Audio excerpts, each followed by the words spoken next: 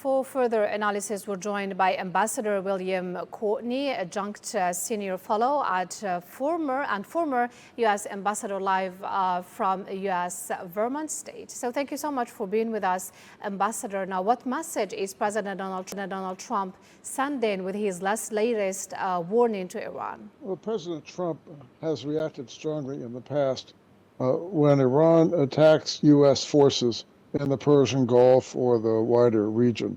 And of course, this surprise attack by Iranian missiles earlier today in Jordan, while the missiles were all defeated, has caused President Trump to be particularly strong in his outrage. So how does Washington justify the U.S.-Saudi strikes on Iran-backed militias in Iraq? Well, the Iran-backed militias in Iraq have been sowing instability throughout the region. The Saudis are saying that those militias have been attacking Saudi oil facilities. So this has been a serious problem.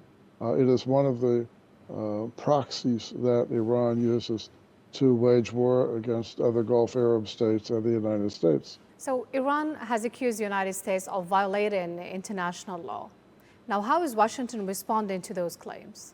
Well, the violation of international law that is of immediate concern is Iran's assertion of the right to control shipping through the Strait of Hormuz. Under the United Nations Law of the Sea Convention, Hormuz is an international waterway. It is for international navigation and the right of free passage of ships for transit through the waterway. So Iran is asserting a right that the UN Convention on the Law of the Sea denies. So is the U.S. still seeking deterrence, or is it preparing for a broader confrontation with Iran? I think the U.S. is hoping for deterrence. It is hoping that the Iranians will conclude that they cannot control shipping through the Strait of Hormuz. But thus far, Iran continues to try to exercise that control. It has attacked several merchant ships recently. So if Iran continues efforts to illegally control the Strait of Hormuz, then there is a risk of a wider, more intensified conflict. So with what happened in Iraq, we are still, or once again, seeing the conflict spreading across the region. How concerned is the U.S. administration about further escalation in the Middle East? Well, the United States is concerned, of course.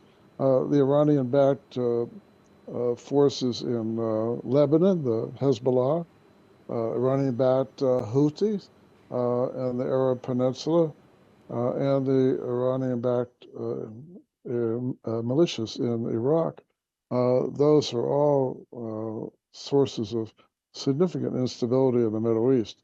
So the United States is trying to work with allies and friends to counter those activities. So you spoke about the Houthis, and the Houthis have resumed attacks on shipping. How is the United States responding to these developments in the Red Sea and also the Strait of Hormuz? Well, the United States opposes that, and you will recall earlier when the Houthis attacked merchant ships, the U.S. used naval power to cause the Houthis to raise the cost to the Houthis of carrying out those attacks on merchant shipping.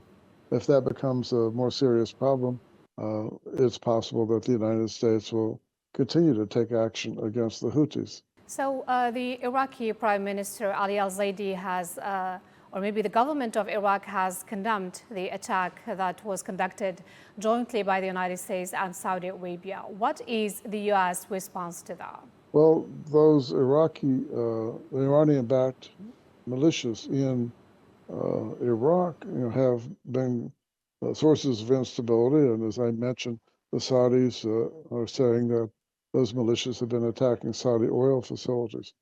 So while it is embarrassing for the government of Iraq that it cannot control all activities within its borders, This does not mean the international community should sit by and do nothing when Iran-backed militias in Iraq attack other Gulf Arab states. Ambassador, thank you so much for being with us on Asia One.